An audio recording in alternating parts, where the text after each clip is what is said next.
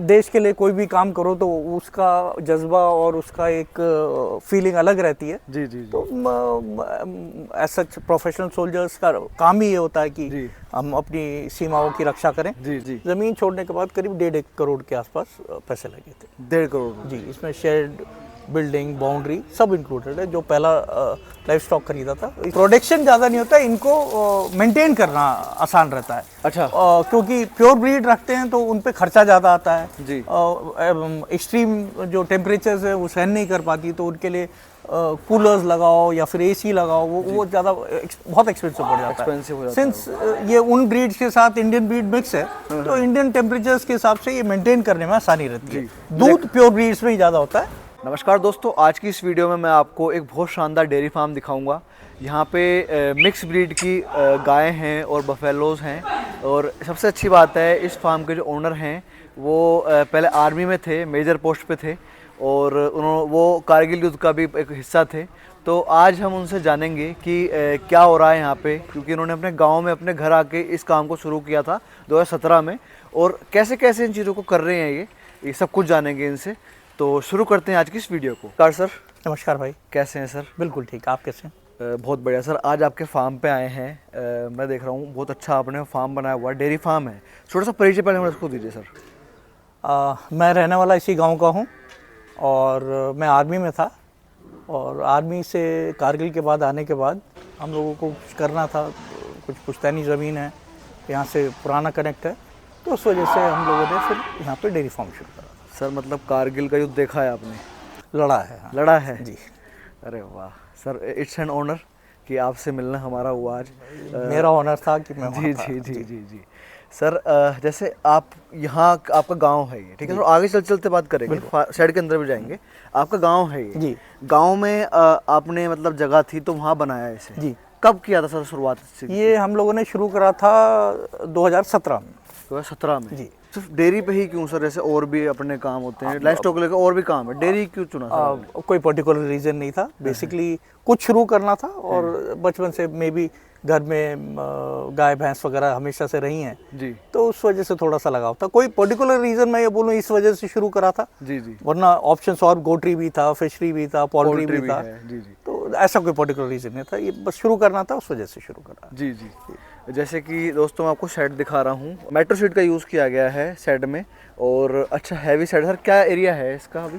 ये जो शेड और ये जो बाउंड्री है पूरा करीब 8 बीघे के आसपास की ज़मीन है जी।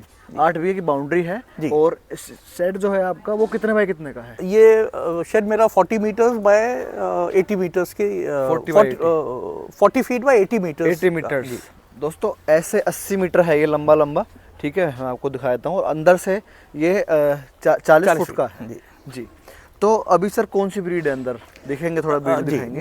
मेरे पास काउस ज़्यादा हैं, कुछ बफेलोज भी हैं, मिक्स ब्रीड है जी। हम लोग प्योर ब्रीड रखने के थोड़ा सा रखने की कोशिश करी थी, उनको मेंटेन करने में दिक्कत होती थी जी, तो जो इंडियन मिक्स ब्रीड्स हैं मेरे पास दोगली गाय और भैंस हैं जी जी। ये है तो मतलब मेन आपका दूध का काम है सर, है ना? जी, दूध का है जी। दोस्तों थोड़ा सा अंधेरा हो रहा है क्योंकि यहाँ पे अभी सर्दी के टाइम पे इन्होंने ढक रखा है। देखो मिल्किंग भी हो रही है यहाँ पे सर। तो अभी कितनी है टोटल ये गाय भैंस मिला के? गाय भैंस मिला के करीब 80 के आसपास लाइफ स्टॉक है मेरे पास। 80 के आसपास। और डेली का क्या प्रोडक्शन होता है सर दूध का? डेली का प्रोडक्शन सिंस दूध है, मशीन की तरह तो है नहीं कि मशीन में इतने पीसेस निकलते हैं, वेरी करता है। आजकल जो चल रहा है 350-400 लीटर्स के बीच में फ्लक्चुएट कर रहा है जी जी। सर जाता अपने लोकल में ही है यहाँ पे जी? क्या रेट जाता है सर अपने क्षेत्र में? जो काउ मिल्क जा रहा है 50 रुपीज़ लीटर जा रहा है, और बफेलो 65-70 रुपीज़ लीटर जा रहा है। अच्छा, मतलब बफेलो का महंगा है जी, है ना जी। और मैं देख रहा हूँ सारी ब्रीड आपको यहाँ मिलेंगी।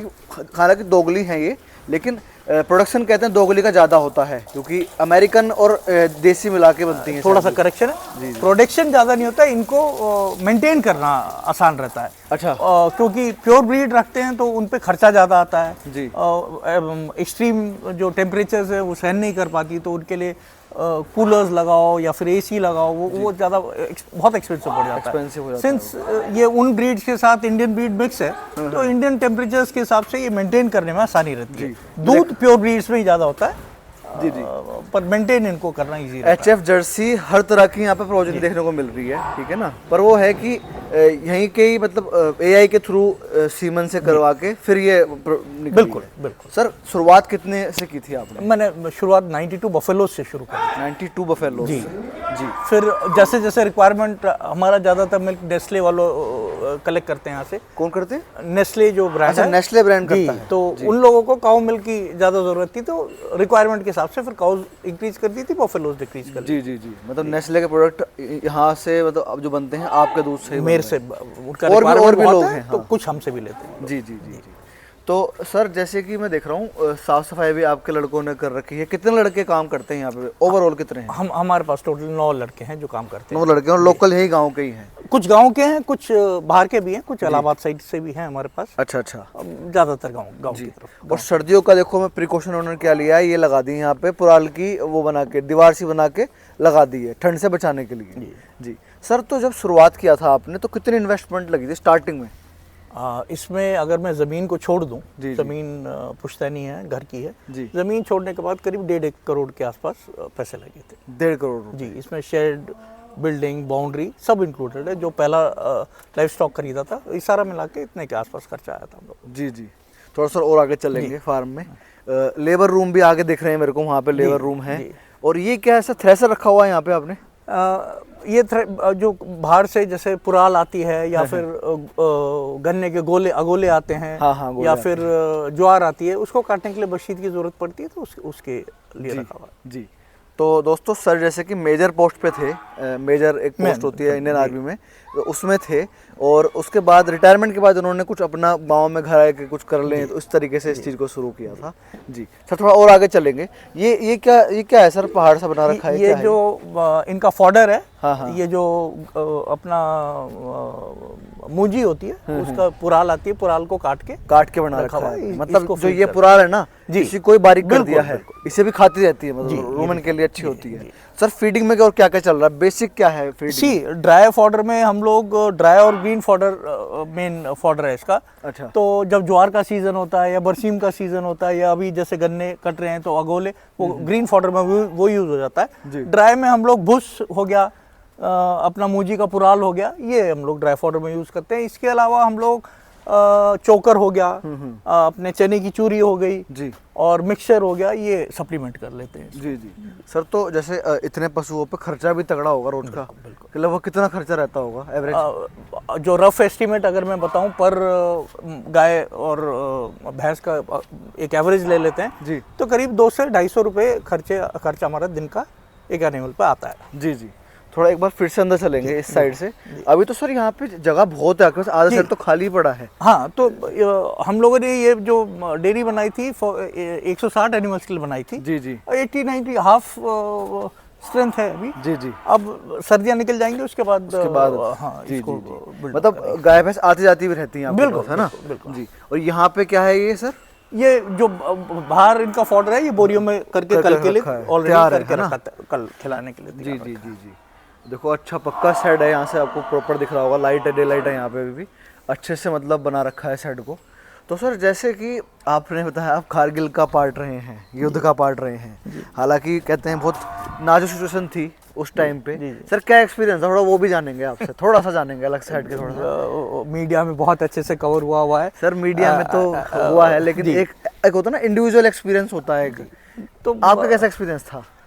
देश के लिए कोई भी काम करो तो उसका जज्बा और उसका एक फीलिंग अलग रहती है। जी जी। तो ऐसा प्रोफेशनल सोल्जर्स का काम ही ये होता है कि हम अपनी सीमाओं की रक्षा करें। जी जी जी जी। तो और वो देश के लिए कोई भी काम करने का एक प्राइड अलग ही होता है, वो हर सोल्जर का होता है, मेरा ही नहीं। जी जी। तो एक बहुत अच्छा लगता है अगर देश के लिए हम लोग कुछ कर पाएँ। जी जी जी जी।